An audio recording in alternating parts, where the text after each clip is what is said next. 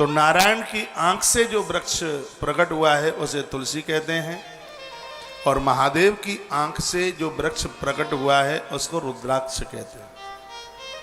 रुद्राक्ष की पत्तियों की भी माला बनाकर भगवान महादेव को पहनाई जाती है। उसी का वर्णन किया है, रुद्राक्ष वृक्षा पुष्पादि पत्रा देहि रूप युक्ता सेवार्चने। इन पेड़ों की पत्तियों से भगवान प्रसन्न होते हैं, फूलों से भगवान अति प्रसन्न होते हैं, और व्यक्ति मोक्ष का कारक बन जाता है। संसार में प्राण त्यागने पर उसे किसी भी प्रकार का कष्ट नहीं होता। समी पत्र से शिव बहुत प्रसन्न होते हैं, आयु बढ़ती है। गणेश समी पत्र से अति प्रसन्न होते हैं। तो यह चीज़ें भगवान को बहुत प्रसन्न कर देने वाली हैं। इसमें तो लिखा है जो बेल के पत्ते भगवान पर, रुद्राक्ष के पत्तों की माला, अकौए के फूलों की माला और समी पत्र भगवान महादेव को चढ़ाते हैं, तो इसमें लिखा है कि परमात्मा उनके पूरे कुनबे को तार देता है। भगवान शंकर सबके ऊपर कृपा कर देते हैं। ये बड़ी अद्भुत बात लिखी है। फिर कहा गावश्य श्रेष्ठा प्रयांति परमाम गतिम। जिसने धोखे से भी गोदान किसी ब्राह्मण को दे दिया, और मैं आपको निवेदन करूंगा, गाय लेने का अधिकार सिर्फ ब्राह्मण को है। गोदान सिर्फ ओनली सिर्फ और सिर्फ ब्राह्मण को ही गोदान किया जाता है, और किसी को नहीं। ये बात प्रमाणित है। लिखा है गावश्यैव द्विजः श्रेष्ठा, और ब्राह्मण भी श्रेष्ठ। शराब बराब न पीता हो, उल्टा पुल्टा कुछ ना करता हो, इसलिए द्विज, नहीं तो खाली द्विज लिख देते। इसमें लिखा है द्विजः श्रेष्ठा, गावश्यैव द्विजः श्रेष्ठा। जैसे बेटी एक श्रेष्ठ वर को दी जाती है, गाय भी एक श्रेष्ठ ब्राह्मण को गौदान किया जाता है। गावश्यैव द्विजः श्रेष्ठा प्रयांति परमाम गतिम। धोखे से भी जिसने गाय का दान कर दिया, ब्राह्मण को गौ दी है, तो परमाम गतिम, उस व्यक्ति को उत्तम मुक्ति मिलती है, परम गति मिलती है। मैंने पूर्व में बोला है कि मनुष्य जीवन धारण किया है अपनी जिंदगी में। गरुड़ पुराण में तो 5 गायों का लिखा है दान का, 5 न हो सके तो 1 गैया का दान करके जाइएगा। इन सब चीज़ों का इतना बड़ा महत्व है। पहली बार आपके बीच में एक बात बोल रहा हूँ। जिस नारी को गर्भ में संतान समाप्त हो जाती है या बच्चे होते नहीं हैं, जब भी कभी सोमवती अमावस्या आवे तो 7 नदियों के में से किसी भी नदी के किनारे, यमुना गंगा ये 7 नदियों में से आता है, ऐसी नदी के किनारे 16 सूप और उसमें 5-5 फल, थोड़ा सा उसमें पैसा रख करके और किसी को आप दान रूप दे दीजिएगा। भगवान की कृपा से उस नारी को संतान हो जाएगी। सूप जानते हैं आप? सूप, छाछ जिसे बोलते हैं। यह उपाय सिर्फ सोमवती अमावस्या को ही होता है। अब इसमें 16 सूप का वर्णन है। 16 सूप, उसमें हर सूप में 5 फल रखिए, 5 प्रकार के 5 फल रखिए। उसमें कुछ उसमें मुद्रा रखिएगा, और उसमें यदि बन जाए तो उसमें 5 वस्त्र रख दीजिएगा। छोटे छोटे रख दीजिए, बहुत ज़्यादा ना हो पावे। 16 जगह रखकर उस पति और पत्नी से आप उसका दान करवा दीजिए जिसको संतान नहीं है। ये नदी के किनारे ही होता है और सोमवती अमावस्या को ही होता है। ऐसा करने से वंश वृद्धि बढ़ जाती है।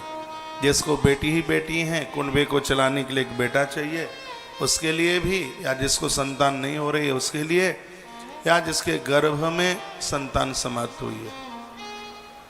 3 महीने से लेकर 7 महीने तक गर्भ में संतान समाप्त हो जाती है। 24 घंटे का सूतक लगता है, और जो इस सूतक को नहीं मानते हैं जघन्य अपराध है। बच्चे का जन्म हो जाता है, 3 दिन तक सूतक लगता है। 3 दिन तक। 11 वर्ष तक के बच्चों को मृत्यु होती है, 7 दिन का सूतक लगता है। और 11 साल से ऊपर जिसकी मृत्यु होती है उसमें स्त्रीलिंग में 12 दिन का सूतक है और पुल्लिंग में 13 दिन का सूतक लगता है।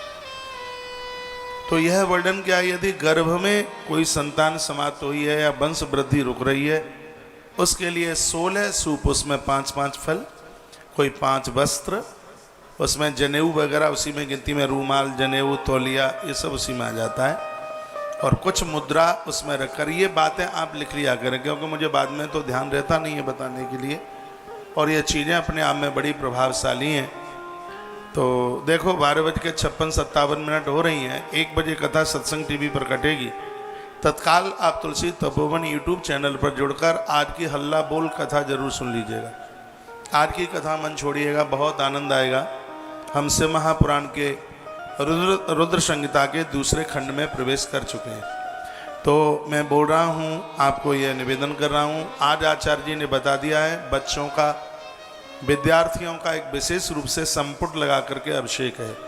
यदि आपको लोड नहीं पड़ता है तो सहयोग कितना है, 650 रुपया बच्चों के लिए इतनी कटौती करके सहयोग रखा है। 3 मुखी रुद्राक्ष तो सभी को प्रदानित हो रहे हैं, इसमें आप न चूकना। पैसा आपके पास होगा। 2022 का यह साबुन हमारे और आपके पास किसी के पास नहीं होगा। तो विद्यार्थियों के लिए, बच्चों के लिए ये गुरुवार को जो अद्भुत होता है, यह 6:30 बजे शुरू हो जाएगा। 6:30 बजे तक जो भी नाम आते हैं उन सब को, बच्चों को सौभाग्य प्राप्त हो जाएगा। उज्जैन, नागदा, इंदौर और भी आसपास की देवास और भी जगह हैं। 6:30 बजे तक तो आप और आप अपने बच्चों को लेकर के भी आप पहुंच सकते हैं। यहाँ पे उनको बिठा करके आप महाराज रुद्राभिषेक कीजिए। जो नहीं आ सकते हैं उनके लिए हमारे ब्राह्मण आज का रुद्राभिषेक समर्पित करेंगे। कल शुक्रवार को यहाँ एक विशेष रूप से, हर शुक्रवार को एक विशेष रूप से महामृत्युंजय का जप होता है। कोई भी घर ऐसा ना हो जिसमें साल में 5-7 हज़ार कम से कम वो महामृत्युंजय का जप ना हो। महामृत्युंजय का जप आयु, आरोग्यता, उम्र तो बढ़ाता ही है, ये कुनबे को बढ़ाता है, ये वंश वृद्धि को बढ़ाता है। और आनंद की बात यह है कि महामृत्युंजय मंत्र का जप करने से कुष्ठ जैसा भयानक रोग नहीं होता। ये सबसे बड़ी इस मंत्र की यह उपलब्धि है। इसमें मेरा कोई स्वार्थ नहीं है। जो मैंने पढ़ा है आपके बीच में ये बात रख देता हूँ। यहाँ से रुद्राक्ष की माला प्रसाद रूप में पहुँचती है, जिनका 6000 महामृत्युंजय जप सहयोग कितना है, सिर्फ 2500 रुपये का। आप आश्रम के नंबरों पर कांटेक्ट संपर्क करते हुए यह है सौभाग्य, यह है पुण्य आप कमा लेना। आज का अभिषेक और कल का महामृत्युंजय। 9 तारीख को यहाँ पर बड़ा अद्भुत कार्यक्रम है, काल सर्प पूजा, क्योंकि उस दिन प्रदोष है। 8 तारीख का सोमवार है और 9 तारीख को, जैसे नागपंचमी भी मंगलवार को पड़ी थी, अब के बाद यह भौमवार का प्रदोष पड़ रहा है।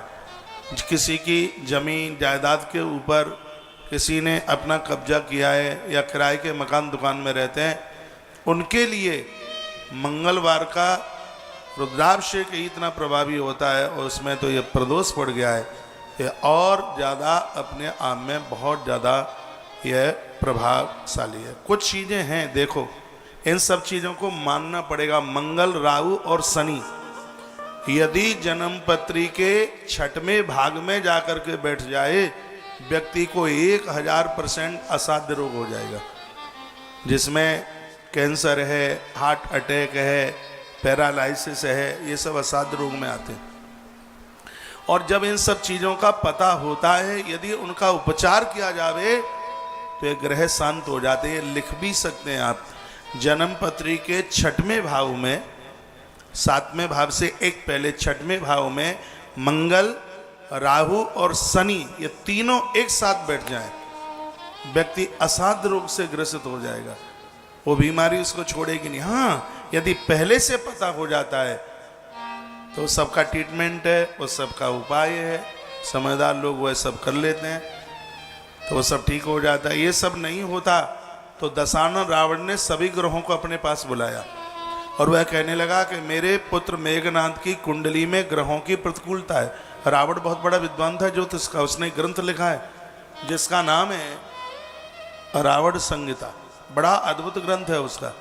बोलता है मैंने अपने बेटे की जन्मपत्री बनाई है, इसमें ग्रह प्रतिकूलता में, तो सगरे ग्रह अनुकूलता में बैठ गए, एक ग्रह नहीं बैठा, उसका नाम था शनि। रावण ने आदेश दिया और कहा कि इसको बांध करके तहखाने में ले जाकर के जाके पटक दो। उसको जाके पटक दिया, वो हनुमान जी ने जाके मुक्त किया। तब यह कहने लगा और तो मैं किसी के लायक नहीं हूं, लेकिन जो बजरंग बली हनुमंत लाल जी का जब पाठ करेगा वो मेरी दृष्टि से बच जाएगा, बीमारियों से बच जाएगा, तमाम कलहों से बच जाएगा। यदि किसी की जन्म पत्री में ऐसा कोई कुयोग बन जाता है तो मैं उनको निवेदन करना चाहूँगा, उनके लिए वीर बजरंगबली श्री हनुमंत लाल जी महाराज का मंगलवार का व्रत बहुत ज़्यादा प्रभावशाली है। यदि किसी की कुंडली में छठवें भाव में राहु, शनि और मंगल तीनों एक ही जगह आकर के बैठ गए, इसके लिए मंगलवार का व्रत और हनुमान चालीसा का पाठ और गंगा जल रख करके और उसमें आप एकाद राम रक्षा स्तोत्र का पाठ करके उस जल को आप पी लें। 40 दिन का अनुष्ठान है, पूरा जीवन आप रोग से मुक्त हो जाएंगे। ये उपाय हैं।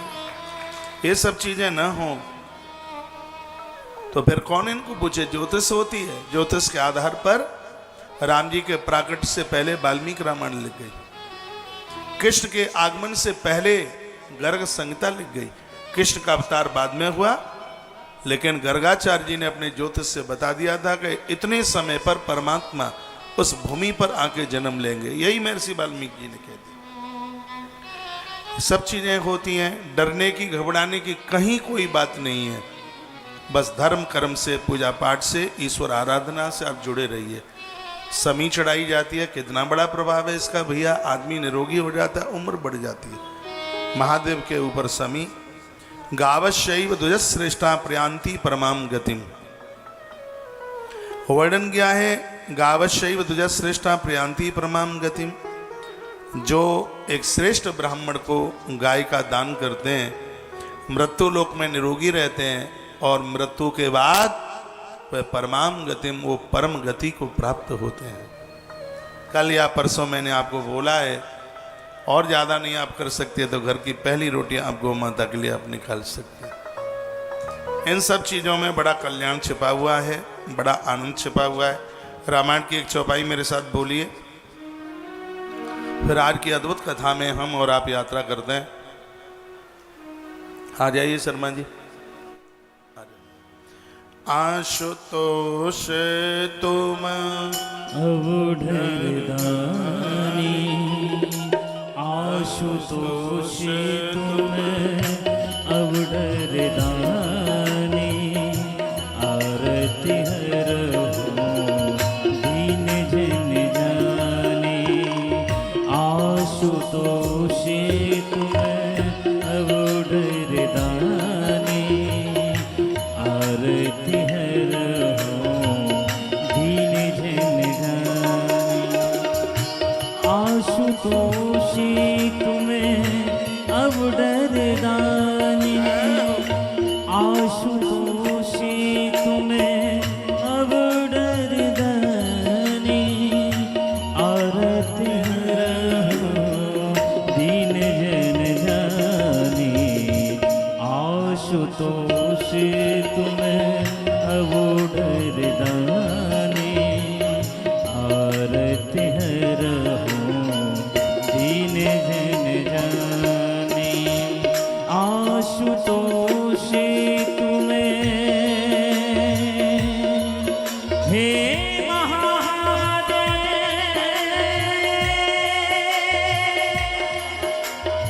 महादेव, महादेव,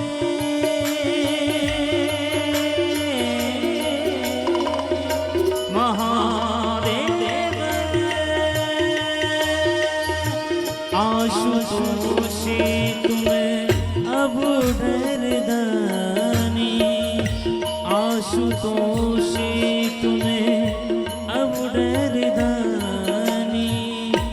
आरती हरहु दीन जन जानी। आशुतोष तुम्हें अवडरदानी, आरती हरहु दीन जन जानी। आशुतोष तुम्हें अवडरदानी, आरती हरहु दीन जन जानी। मंगल भवन, मंगल भवन है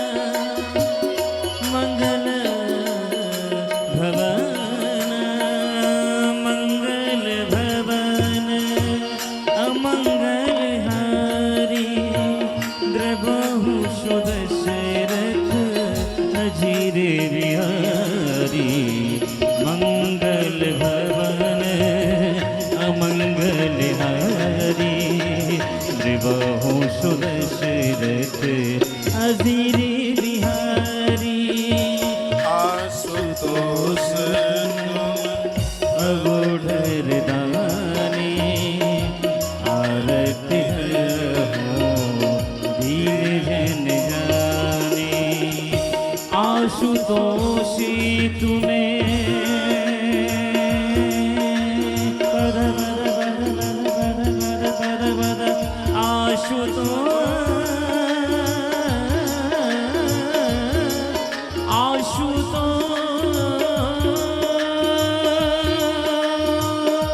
आशुतोषी तुम्हें अब डर दानी आरती है रहो दीन जन जानी आशुतोष तुम्हें अब डर दानी आरती है रहो दीन जन जानी।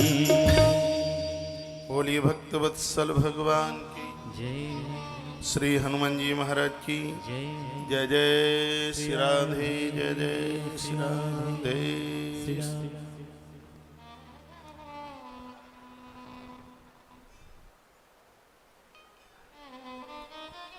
उज्जैन में खाटू श्याम भगवान का मंदिर है?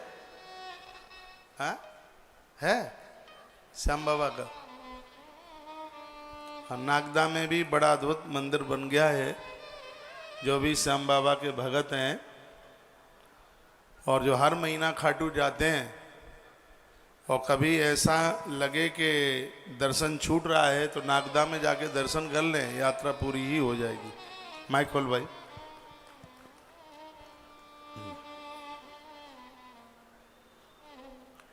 मैं आपको लौटा करके वहीं उसी प्रसंग से जोड़ रहा हूं। वृक्षा पुष्पाद पत्राध्यायी रूप युक्ता शिवार्चनी गावशैव दुजः श्रेष्ठा प्रियांति परमाम गतिम। भगवान महादेव को प्रसन्न करने के लिए वृक्षों की पत्तियां, फूल, पुष्प, इनसे उनका अर्चन करें। मनुष्य जीवन मिला है तो गावशैव दुजः श्रेष्ठा, अपने पूर्वजों के निमित्त, माता पिता के निमित्त, जिस माई बाप ने इतना कुछ दिया है उनके लिए इतना तो करते जाना, उन पूर्वजों के लिए इतना करते जाना। उनके निमित्त कहीं बढ़िया सी जगह पर कहीं कोई गोदान, कोई गैया छिड़क के दे देना। माइक नहीं दे। एक तो कल्याण का ये परम साधन बताया, फिर का पूजितं वा महादेवं पूजमानमथापि मां दृष्ट्वा प्रयाति वै मर्तौ ब्रह्मलोकं न संशया। हम महादेव की पूजा कर लेते हैं तो बहुत बड़ी बात हो गई। शंकर की पूजा करते हुए यदि किसी को आप देख भी लेते हैं तो उसमें भी ब्रह्मलोक मिलता है। क्या आवाज है? किन्हीं का मोबाइल छूट गया, यहाँ बज रहा है, ये इधर बज।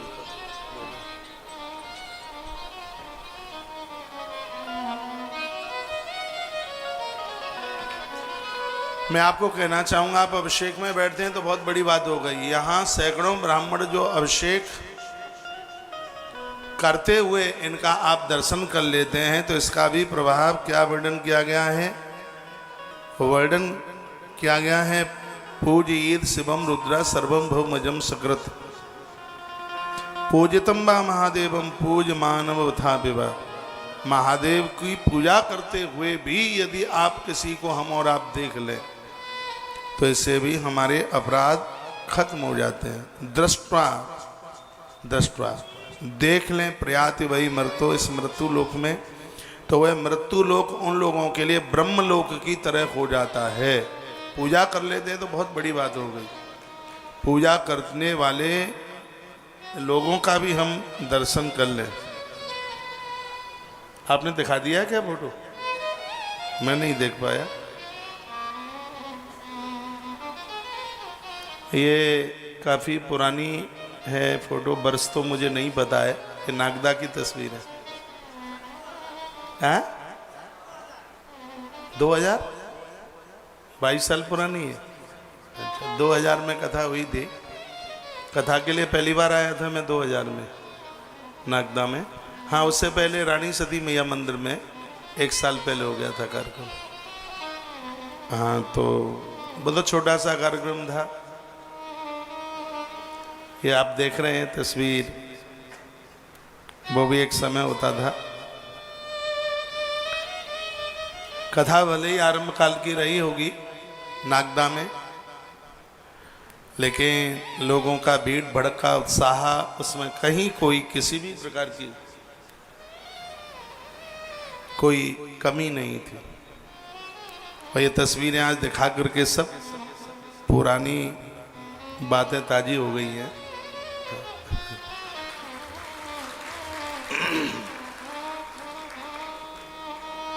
फोटो ले जाना अपने संग, ठीक है? हाँ जी, ले ली।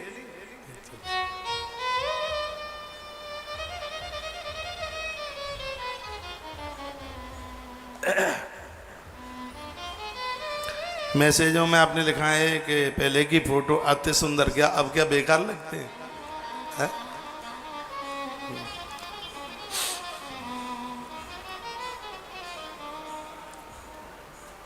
आप भी तो पहले से काफी बदल गए हैं।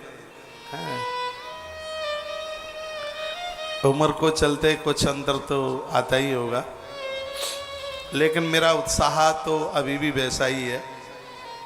उत्साह में बिल्कुल कहीं कोई कमी नहीं है। अभी तो काम करने की काफी क्षमता भी है।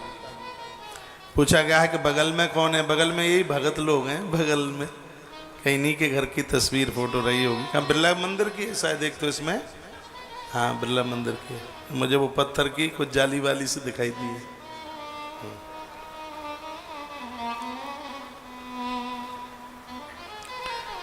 तो पूजितम बा महादेवम पूजमान मथा विवाह। मैं कहना चाहूँगा कि घर में एक आध लोग पूजा कर रहे हैं, दूसरे लोग उन पूजा करने वालों को दर्शन भी कर लेते हैं, इससे भी कल्याण होता है। इसलिए घर में जो पूजा कर रहा है उसका विरोध मत कीजिए, बन जाए तो उसका सहयोग कीजिए। सहयोग नहीं कर पाते हो तो विरोध तो मत कीजिए, क्योंकि सूत सौनक ऋषियों को कहते हैं यदि हम किसी को देवताओं को पूजते हुए भी देख लें तो दिन भर के हमारे अपराध हैं वो जल करके राख हो जाते हैं। शंकर की बात शिव महापुराण और लिंग पुराण में बड़ी मजबूताई से कही गई बात है। यदि इन बातों को हम सुनकर अपने हृदय में धारण कर लें, हमसे कभी अपराध हो ही नहीं सकता। कहा दीप वृक्षम पार्थिवम्बा दारवम्बा शिवालय। जो बेल के नीचे दिया, शंकर के शिवलिंग के सामने दिया, मिट्टी का दिया जला देता है, अपने खानदान के 100 लोगों का वो उद्धार कर देता है। तो वर्णन है इसमें 100 लोगों का। दीप वृक्षम पार्थिवम्बा दारवम्बा शिवालय।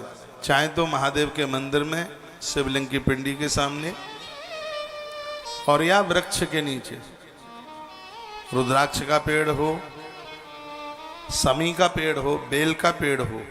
दीप वृक्षम, किसी पेड़ का नाम नहीं लिया, दीप वृक्षम। वृक्ष के नीचे यदि उसने दिया जला दिया तो दत्वा कुल शतम, 100 कुल की बात कही गई। मैं तो 100 ही लोग बता रहा था आपको। इसमें लिखा है दत्वा कुल शतम साग्रम शिवलोके मह्यते। 100 कुल के लोगों का उद्धार हो जाता है। दीप दान की, दीप जलाने की इतनी बड़ी महिमा है। एक दिन मैंने यहाँ से बोल दिया कि पहले हमारी कथा में पूरा 4 घंटा दिया जलता था। ये बच्चा, हाँ ये बैठा है कृष्णा, बोलता है महाराज जी हम नए नए आए हैं, हमें पता ही नहीं था, अब हम पूरी कथा में दिया बुझने ही नहीं देंगे, इसलिए जल रहा है बराबर। दीप वृक्षम पार्थिवम्बा, पेड़ के नीचे, वृक्ष के नीचे आपके घर से नित्य दिया जले। कभी बेटा बेटी पति आप कोई न कोई, एक ही वेस्टेज नहीं जा रहा है। यह आपके इस लोक और परलोक को ये संभाल रहा है। दत्वा कुल शतम साग्रम शिवलोके महीते। 100 कुल के लोग भगवान को धाम जाते हैं।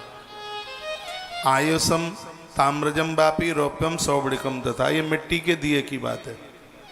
और भी कुछ दिए हैं जो उम्र बढ़ाते हैं, वो लिख लें आप, क्योंकि मेरी बात व्यासपीठ से सब बातें प्रमाणित होती हैं। मैं बिना श्लोक सूत्र बोले कोई बातें ही नहीं करता।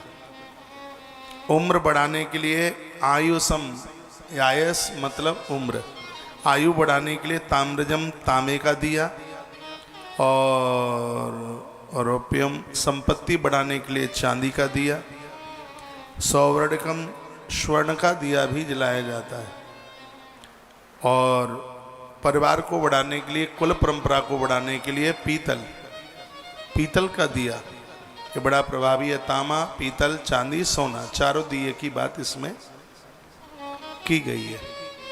अब सोने का जो दिया है सौवर्णकम तथा, यह हमें तमोगुण से मुक्त कर देता है। सोने का भी दिया होता है, गुस्सा, क्रोध, ये सब चीज़ें खत्म हो जाती हैं, क्योंकि 3 धातुएं, एक है रजोगुणी, एक है तमोगुणी और एक है सतोगुणी। लोहा है वो तमोगुणी धातु में आता है, चांदी है वह रजोगुणी धातु में आती है, और सोना है वो सतोगुणी धातु में। जो लोग कुछ, मैंने पूर्व में भी बोला है, हाथ में कोई अंगूठी वगैरह पहन करके, और जो लोग पूजा में बैठते हैं उनका चिड़चिड़ापन स्वभाव समाप्त हो जाता है। अपनी अंगूठी रात को गंगा जल में या जल में डालें और सुबह उस जल को पी लें। सोने की अंगूठी उसमें डाल दें, सुबह उस जल को पी लें। एक तो बुढ़ापा जल्दी नहीं आएगा, और दूसरी बात है जीवन में क्रोध नहीं आएगा। आप क्रोध जीत लेंगे, ये स्वर्ण का प्रभाव है। सोने को सात्विक गुण में लिया गया, सतोगुण में लिया गया। सोने के दिए में भगवान को दीप जलाने से लोग अपना क्रोध जीत लेते हैं, मन को काबू में कर लेते हैं। और इसमें लिखा है चांदी का दिया जलाने से, रौप्यम, रौप्यम मीन्स चांदी, वो अपनी अभावता को दूर कर लेते हैं, दरिद्रता, गरीबी को दूर कर लेते हैं। ये इसका बहुत बड़ा प्रभाव है। तांबे का दिया जलाने से आयुष वृद्धि, उम्र बढ़ा लेते हैं। और पीतल का दिया जलाने से वंश वृद्धि बढ़ती है, वंश नहीं रुकता। वर्णन है इसमें लिखा है मिट्टी का दिया जलाने से लोग अपने 100 कुल के लोगों का तारण कर डालते हैं। मिट्टी का दिया इतना प्रभावशाली है, इसलिए तो दिवाली पर मिट्टी के ही दिए ज़्यादा जलते हैं।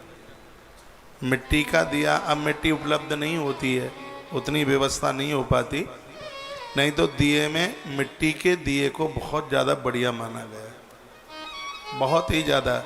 सरैया जानते हैं आप, सकोरा, सरैया, उसमें चौमुखी दिए जलाए जाते हैं, उसमें घृत तेल जो भी कुछ आप भर लेते हैं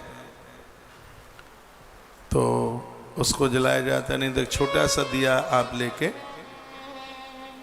और भगवान को आप रोज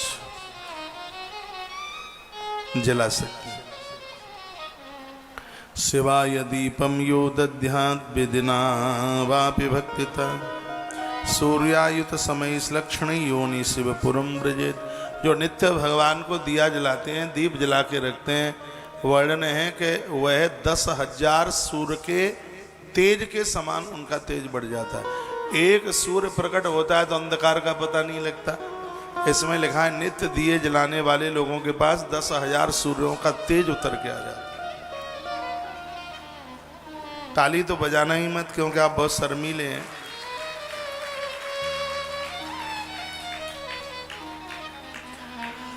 फिर वर्णन है कार्तिकेय मास योदध्यान घृत दीपम शिवाग्रत। जो पूरे कार्तिक के महीने में महादेव के सामने घी का दिया जलाते हैं, संपूज्यमानम वापस्येद वेदना परमेश्वर, वह लोग साक्षात ईश्वर की तरह हो जाते हैं। उनके पास उनका भजन, पूजा पाठ, आराधना, तप और तेज उनका इतना बढ़ जाता है, ऐसे व्यक्ति का दर्शन कोई कर लेगा तो उसके पाप जल के राख हो जाएंगे। साक्षात ईश्वर में जीव बन जाता है। पूरा कार्तिक का दीप दान में कार्तिक का महीना सबसे श्रेष्ठ महीना, जल पिलाने में, प्याऊ खोलने में बैसाख का महीना बहुत ज़्यादा प्रभावशाली है। भंडारे इत्यादि में माघ का महीना बहुत ज़्यादा प्रभावी है। माघ बहुत ज़्यादा भंडारे खोलने के लिए माघ, जल प्याऊ के लिए बैसाख, कार्तिक को हर चीज के लिए कार्तिक का महीना तो ऐसा अगहन को भी बड़ा पूज्य गीता में कहा है, मासानम मार्गशीर्षम। भगवान कृष्ण बड़े खुश होते हैं अगहन के महीने से। गीता जी का ज्ञान भगवान ने अगहन के महीने में ही तो दिया। महाभारत के युद्ध का मुहूर्त भी उन्होंने अगहन में ही निकलवा दिया, क्योंकि मासानम मार्गशीर्षम, उन्हें अगहन का महीना बड़ा प्रिय लगता है। भगवान बांके बिहारी जी महाराज अगहन में ही तो प्रकट होते हैं। बिहारी जी जो विहार पंचमी है वो अगहन में ही पड़ती है, और हमारे प्रभु श्री राम जी का विवाह भी अगहन में ही होता है। जिस दिन बिहारी जी प्रकट हुए हैं वही तिथि भगवान श्री राम जी के विवाह उत्सव की तिथि है। तो ये 3-4 महीने हैं वो बहुत ज़्यादा अद्भुत हैं पूजा पाठ के लिए, भगवत आराधना के लिए बहुत ज़्यादा उनको श्रेष्ठ बताया गया। तो सा याति शिव सायुज्यम एवं संपूज्य संगरम, जो अपनी पूजा आराधना भगवान महादेव के संपर्क में, उनके सानिध्य में करते हैं, समझ लीजिएगा कि उनका जीवन ही कृतकृत हो जाता है। कुछ चीज़ें हैं ये मान लिया करें आप। एक बार मैंने बोला है साल भर जुकाम नहीं होगा, क्या करें? शनिवार के दिन पीपल का पत्ता लें और हाथों से खूब रगड़ें उसको, फिर उसको पूरे मुंह के ऊपर लगाएं। शनिवार को पीपल को छूने से ही पाप कट जाते हैं। मैं प्रमाण दे रहा हूँ, इस बात का श्लोक बोल रहा हूँ। इसमें लिखा है शनिश्चर दिनेश पृष्ठवा दीर्घायुषम लविन्नरः। जो लोग शनिवार के दिन पीपल की पूजा करते हैं उनकी बहुत लंबी आयु होती है। 1000 साल भी जी ले तो अचंबा मत मानना। मेरे सामने रखा है ग्रंथ है ये, और मैं ग्रंथ से प्रमाणित बात कर रहा हूँ। शनिश्चरे दिनेश पृष्ठवा दीर्घा आयुषम लविन्नरः। जो शनिवार के दिन स्पृष्टवा देख लेता है, उसको तो दर्शन ही कर लेता है। शनिवार के दिन जिसने सिर्फ पीपल का दर्शन गले देख लिया, ये पीपल है। शनिवार के दिन सिर्फ पीपल देव के दर्शन करने से दीर्घा आयुष्यम, उसकी लंबी उम्र हो जाती है। शनिश्चर दिने अश्वत्थम पाणिभ्यम संस्पृते सुधी। यदि उसने पीपल को छू लिया तो धीमाने बुद्धि, उसकी बुद्धि प्रखर हो जाएगी। देखने पर आयु, छूने पर आयु और बुद्धि दोनों। शनिश्चर दिने अस्वस्थम पाणिभ्याम, पाणिभ्याम यानी हाथ, हाथ से उसको छू लिया।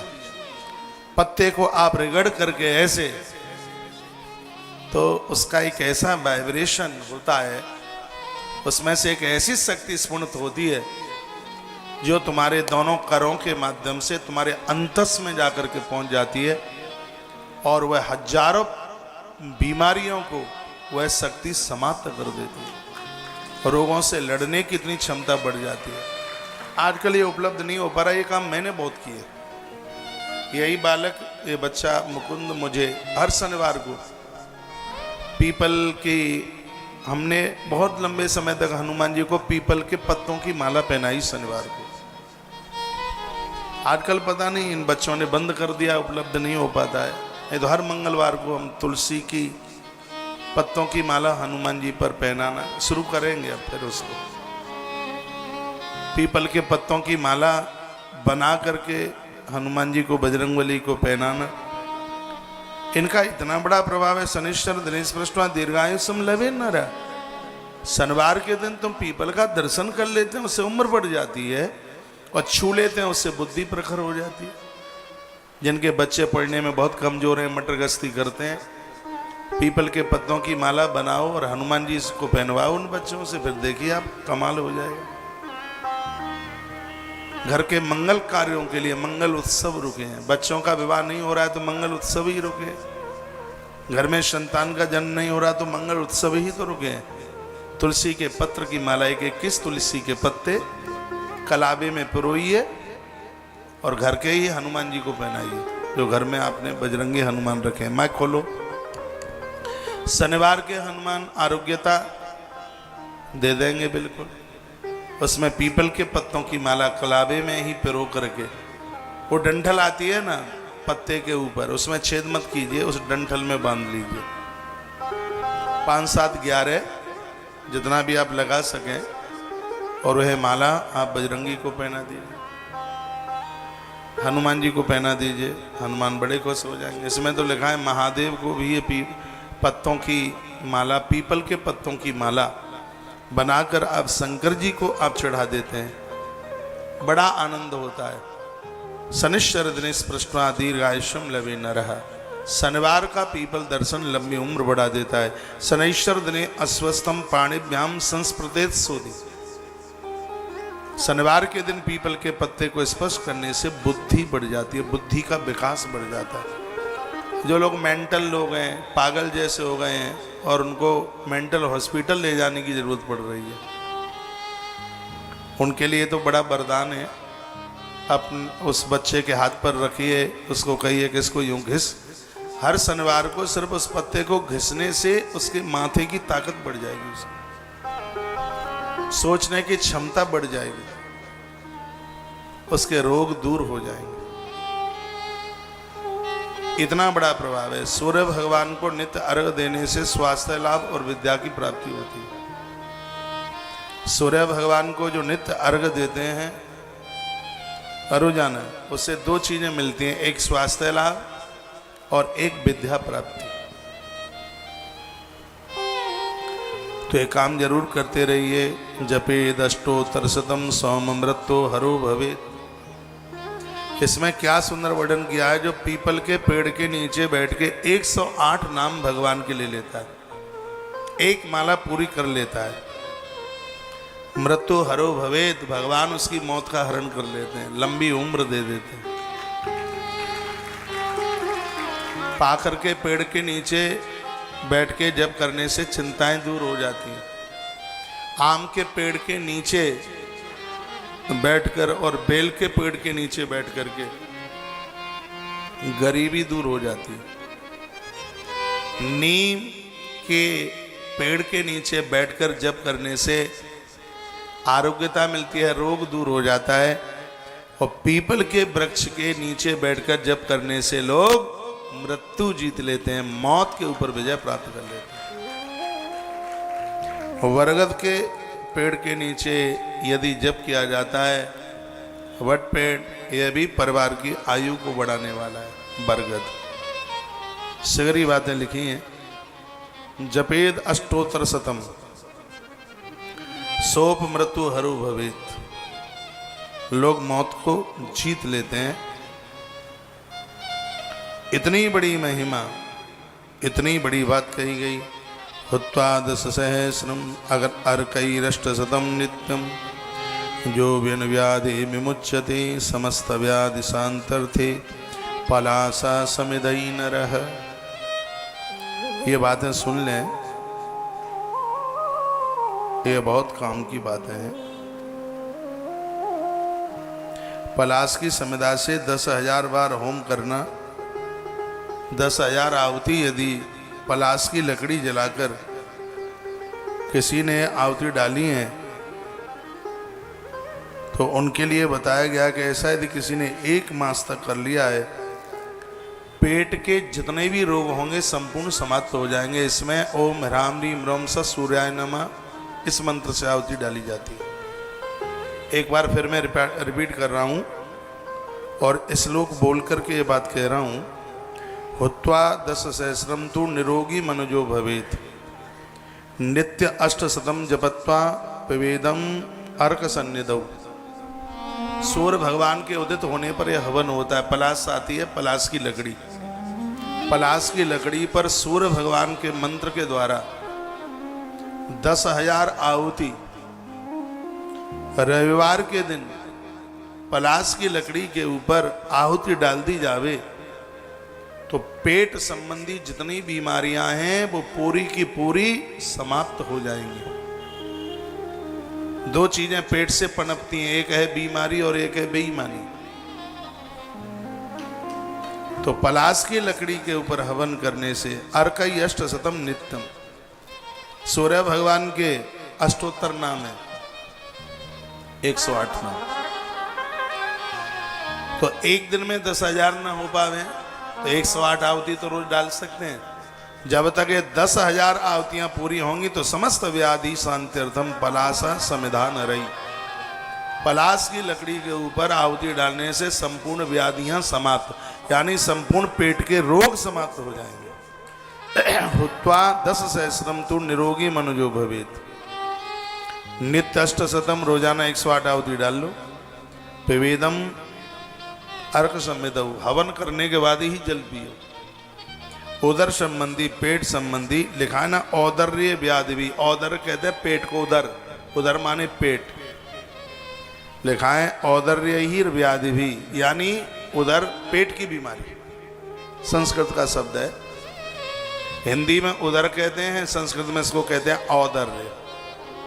औदर्य माने पेट, औदर्य व्याधि भी यानी पेट की बीमारी, सर्वई जितनी भी है वो मासे नेकेन मुच्चते, 1 महीने में छुटकारा मिल जाएगा। 1 महीने में 10,000 आहुति पूरी कर दे, ये संपूर्ण बीमारियां 1 महीने में गारंटी से सब समाप्त हो जाएंगी। इतना बड़ा प्रभाव है बोल भक्त वत्सल भगवान की,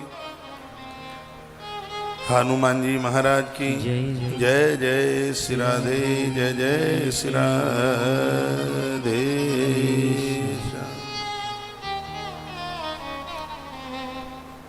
इसमें एक बात और कही है, भगवान को जब आप कोई भोग लगाते हैं, इसमें लिखा है कि परमात्मा का भोग लगा करके अन्न अमृत बन जाता है। पूछा गया है कि भोग कितनी देर तक लगाएं, कितनी देर तक भोग लगाएं, तो वर्णन किया गया है कि जितनी बार आप 11 बार मंत्र पढ़ लें, 11 बार भगवान का भोग लगाने का मंत्र पढ़ लें, इतनी देर के लिए थाली भगवान के सामने रख दो। एकादशेन भुंजिया अन्नम चैवा अमृततम शब्द लिखा है। एकादशेन मंत्रणम जपत्वाहा, एकादश 11 बार आप मंत्र जपते। अब आपसे मंत्र तो कोई आता ही नहीं, तो बैठ के 11 बार कह लो, भगवान भोग लगा लो, भगवान भोग लगा लो, भगवान भोग लगा लो, भगवान भोग लगा लो, भगवान भोग लगा लो, भगवान भोग लगा लो। 11 बार बोल दो, पानी छोड़ दो 5 बार, ताली बजा करके थाली उठा लो। कितनी सुंदर बातें कही हैं, इतनी बढ़िया बातें बताने के लिए आपको तो मेरी व्यासपीठ के लिए खूब ताली बजानी चाहिए। इसमें दोनों बातें लिखी हैं, भगवान का भोग नहीं लगता तो अन्न मल बन जाता है, और भगवान का भोग लगा दो तो वही अन्न अमृत बन जाता है। जब अन्न अमृत बनता है तो बीमारियों को समाप्त कर देता है। जिन घरों में भगवान का भोग नहीं लगता, जिन घरों में उस घर का पानी पीने का धर्म नहीं। कविकुल चूड़ामणि परम पूज्य प्रातः स्मरणीय, जिन्हें मैं साक्षात गुरु रूप में स्वीकार करता हूं, ऐसे बाबा तुलसी की प्राकट्य आज तिथि पर आप सभी को बहुत बहुत बधाई और मंगल शुभकामनाएं। बाबा तुलसी, बाबा तुलसी की आज जन्म जयंती है। सावन के इस भावी तिथि में ही तो उनका प्राकट्य हुआ तिथि।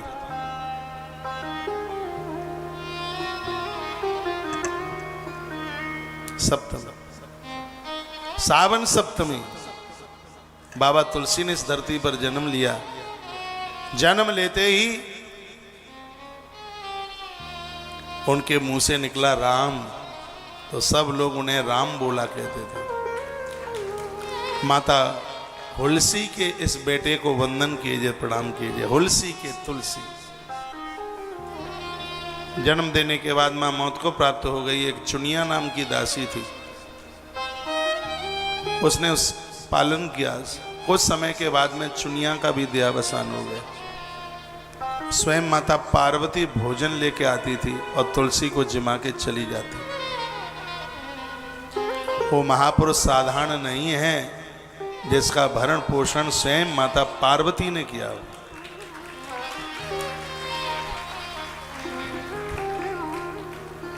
शिव के चरणों में तुलसी की बड़ी श्रद्धा रही है। और भगवान शिव के लिए रामायण की एक चौपाई है, वो रामायण लिखते हैं लेकिन प्रणाम शंकर को करते हैं। सादर शिवहि नाई अब माथा,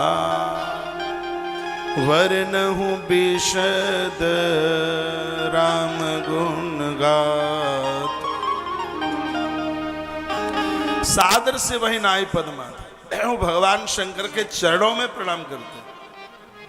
कहते हैं भोलेनाथ, अब मैं रघुनाथ की कथा कहने को जा रहा हूं।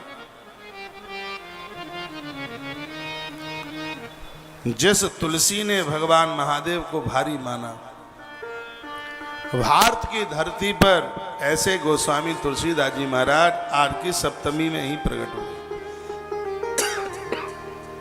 धन्य है ये सप्तमी जिसने एक कविकुल श्रेष्ठ कवि को, एक महापुरुष को, एक महात्मा को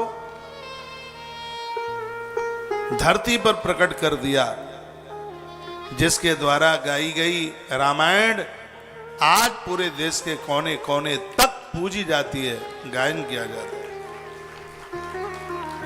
मैंने तो उनकी जन्मभूमि भी देखी है, राजापुर। मैंने अपनी चित्रकूट की यात्रा में एक दिन आपको उन सभी जगहों का दर्शन कराया था। तुलसी की जन्मभूमि, जहां यमुना के जल में नित्य वो नहाए, वो घाट आज भी वहां बना है। उनके द्वारा निर्मित मंदिर, वो स्थान आज भी वहां पर बने।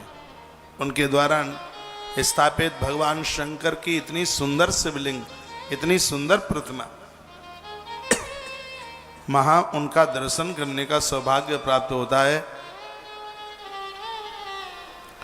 ऐसे बाबा तुलसीदास जी को हम और आप सब वंदन करते हैं, प्रणाम करते हैं। प्रणाम कीजिए।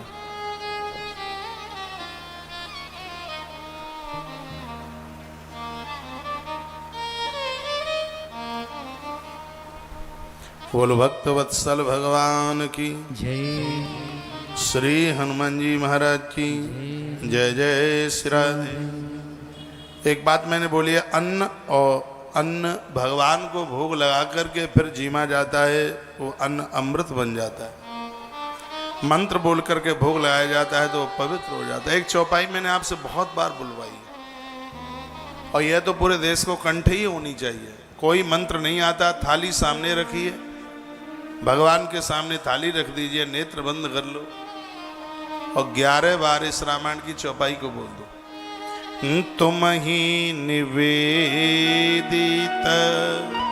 भोजन करही, तुम ही निवेदित भोजन करही, प्रभु प्रसाद पट भूषण धरही। तुम ही निवेदित भोजन करही, तुम ही निवेदित भोजन करही, प्रभु प्रसाद पट भूषण हरहि। तुम ही निवेदित भोजन करही, प्रभु प्रसाद पट भूषण धरहि। तुम ही निवेदित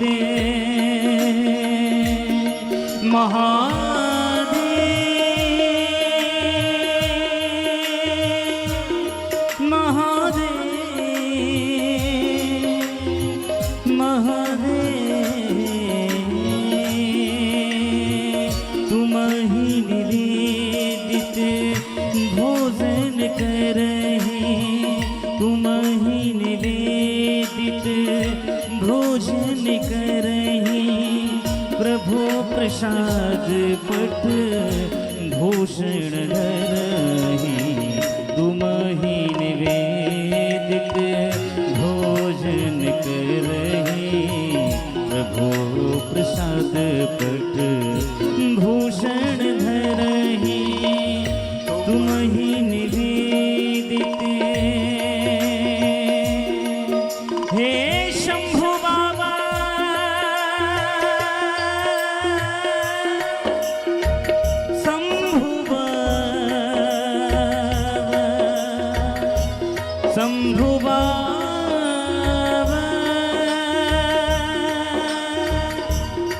ही निवेदित भोजन करही, प्रभु प्रसाद पट भूषण धरही। तुम ही निवेदित भोजन करही, प्रभु प्रसाद पट भूषण धरही। बोली भक्तवत्सल भगवान की, श्री हनुमान जी महाराज की, आके आनंद की जय जय श्री राम। एक बात और समझ ले, इसमें वर्णन किया है कि जो लोग दूसरों का जूठा खाते हैं वो अन्न जहर की तरह होता है। देखा, भक्षम चा अन्न तथा ये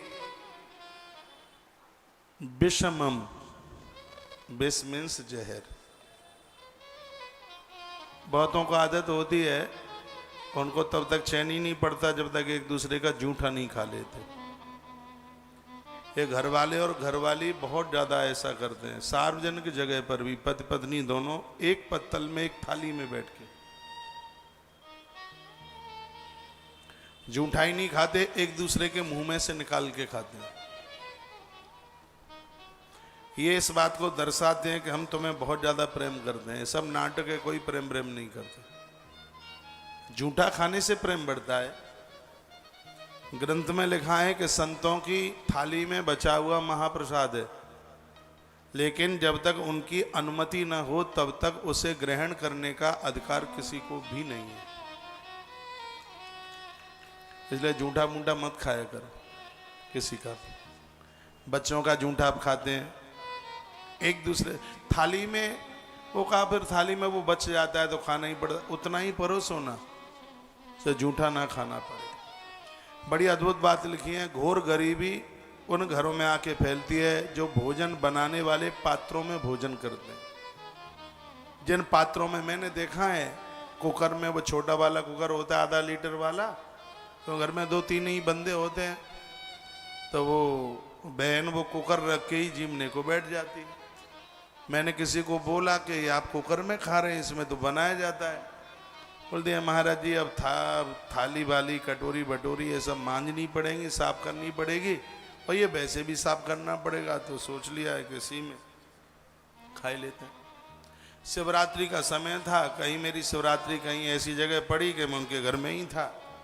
सिंगाड़े की लपसी बनाई, कढ़ाई में बनती है लपसी, उसने सबको परोस दी, सबने खा ली। कढ़ाई में जो बची वो कढ़ाई रख के ही खाने लगी। मैं पूछा, ये तो बनाने की कढ़ाई है, इसमें आप क्यों खा रहे हैं? कहा आप थाली में परोसेंगे तो थाली और मांजनी पड़ेगी, इसको तो वैसे ही साफ करना है। हमारे ग्रंथों में लिखा है, घोर दरिद्रता का सूचक है बनाने वाले बर्तनों में यदि भोजन करते हैं तो भक्षम चा अन्यतता पेयम विषमम, वो अन्न जहर होता है जो किसी का जूठा खाया जाता है। निवेदन है किसी को जूठा मत खिलाइए। और प्राय घरों में क्या होता है आजकल, वो शीशे के क्या बोलते हैं उसमें ड्राई फ्रूट नमकीन सब रखी हुई होती है, जो आता है वही उसके सामने रख देते हैं। तू आया है तो तू खा ले, वो चला गया, फिर कोई आया तो उसके सामने वही रख दिया, फिर कोई आया तो फिर वही रख दिया।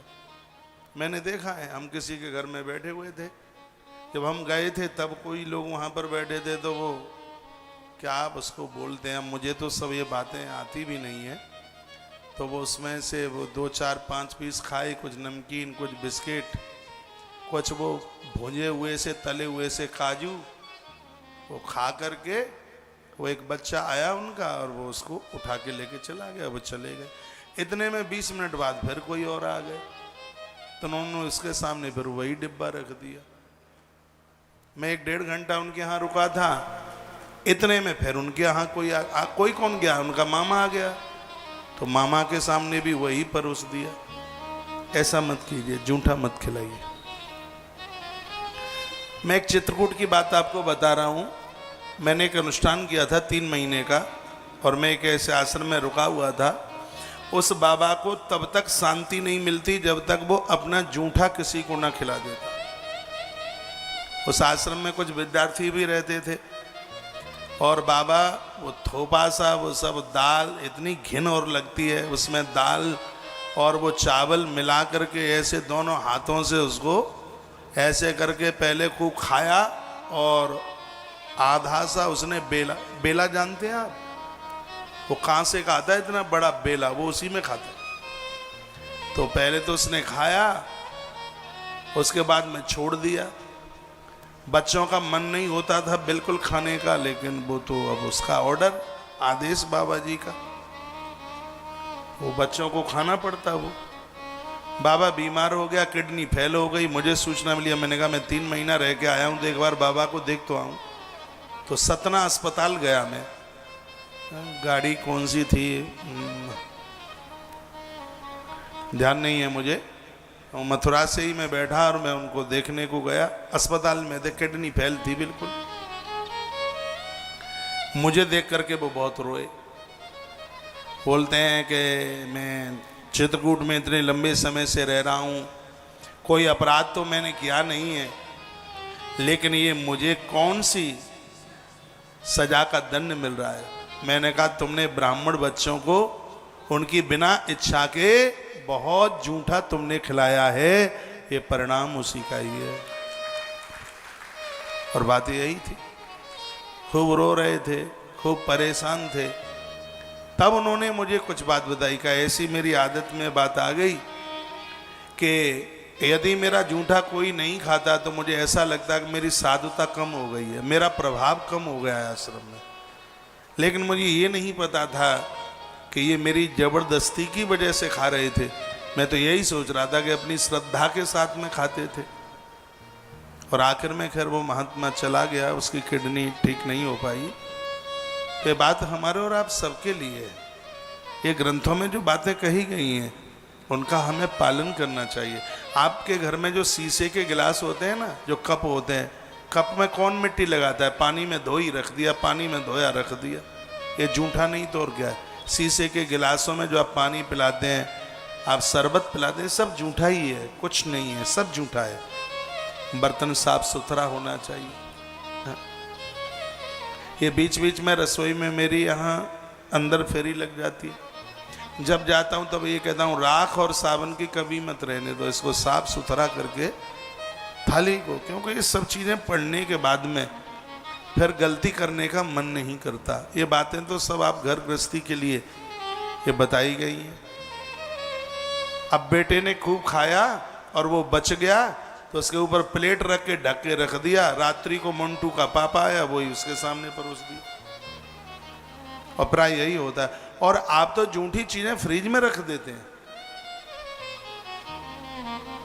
एक बार की परोसी 4-4 दिन तक खाते रहते हैं, भाई जूठा कूटा जूठा कूटा। ऐसे घरों में कहाँ बरकत, कहाँ ईश्वर का साम्राज्य?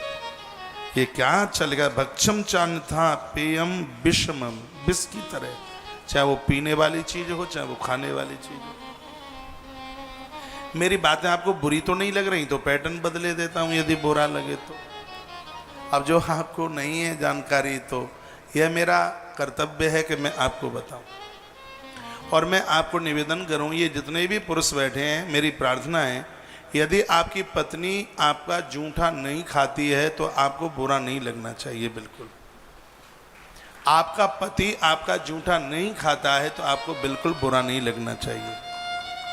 आपका शिष्य आपका जूठा, आपकी शिष्या आपका जूठा नहीं खाती है तो इन गुरुजनों को बिल्कुल भी बुरा नहीं लगना चाहिए, क्योंकि हमारे ग्रंथ हमारे शास्त्र कहते हैं उसी का हम पालन करेंगे।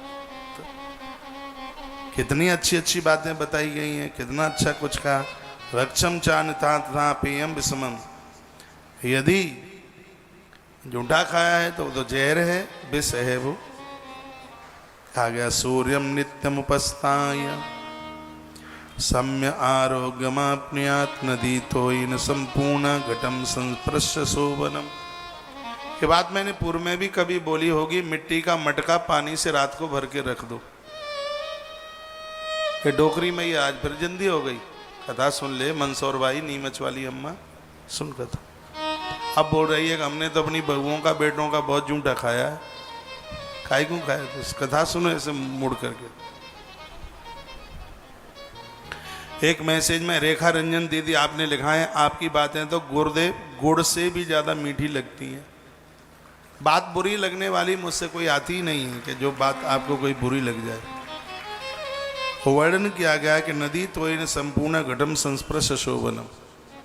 आपके आसपास कहीं नदी है, मटका भर करके लाओ नदी का जल, उसमें भर के रख दो, रात्रि को मटके में पानी भर के रख दो और सुबह उस घड़े के जल से नहाइए। वह जल आपके लिए कुंभ स्नान का फल दे देता है। उसका नाम कुंभ ही तो है, मटके को कुंभ ही तो कहते हैं, और क्या है। अब वो कुंभ स्नान है, उसमें भी कुंभ का ही महत्व तो है। देखो क्या सुंदर बात कही है। जैसे कुछ स्नान ऐसे हैं जो पर्व के स्नान होते हैं, जैसे मकर संक्रांति है, और ये कौन सी है, सोमवती अमावस्या है, गंगा दशहरा है, ये सब पर्व के स्नान है। ये पूर्णिमा है, गंगा पूर्णिमा है, अमावस्या, ये सब पर्व के ही स्नान है। अब इन दिनों में आप गंगा यमुना तो नहीं जा सकते, तो फिर क्या करें, एक कोरा घड़ा, बिल्कुल मटका बिना यूज किया हुआ, उसको थोड़ा सा धो लो और स्वच्छ शुद्ध जल भर दो उसमें, और रात को उसको रख दो, और सुबह माँ गंगा जी के 12 या 15 नाम लेकर के आप स्नान कर लो, तत्काल आपको कुंभ स्नान का फल प्राप्त होगा। तो स्नान इतना पावन होगा, दिव्य। वही बात कही जा रही है, कहा गया है, नदी तो ये न संपूर्ण घटम संप्रज्य सोवन। घट कुंभ, कुंभ यानी घड़ा भर करके आप स्नान करें। जपत्वा अयुतम च तस्नान रोगाणाम भेषजम भवेत्। मटके के घड़े से आप जो नहाते हैं, ये रोगों को दूर करता है, चर्म रोग को समाप्त कर देता है। इतना प्रभाव है इसका।